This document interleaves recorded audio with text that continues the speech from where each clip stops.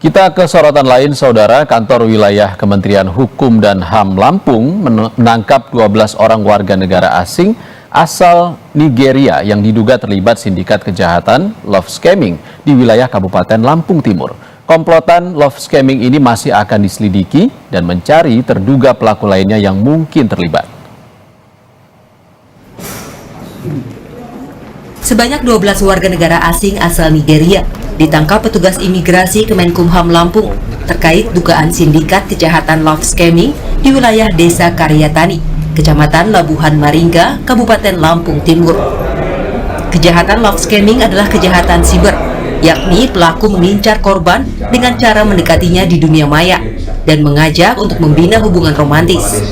Tipu daya di dunia maya ini biasanya bertujuan untuk mengambil keuntungan berupa materi.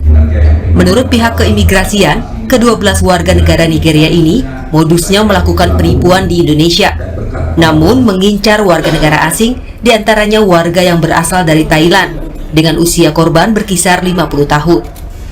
Dari ke-12 warga negara Nigeria, 3 diantaranya sudah memiliki dokumen resmi untuk tinggal di Indonesia, namun 9 lainnya hanya memiliki izin tinggal sementara.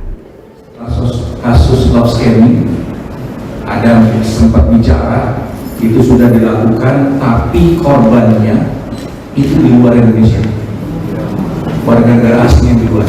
Mereka tidak bisa kesimpulan. Memang mungkin mereka beranggapan akan beresiko kalau dia melakukan hal ini. Jadi dia melakukan, kalau istilah kalau di orang Nigeria itu mau itu love scamming. Jadi menyasar kepada perempuan yang.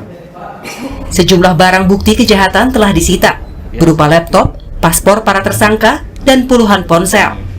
Petugas masih menyelidiki adanya dugaan pelaku lain yang mungkin terlibat, termasuk kemungkinan jaringan internasional. Jika terbukti tidak melakukan penipuan besar di Indonesia, para tersangka akan dideportasi ke negara asal dan masuk dalam daftar pencekalan. Roma Afria Idam, Kompas TV, Lampung.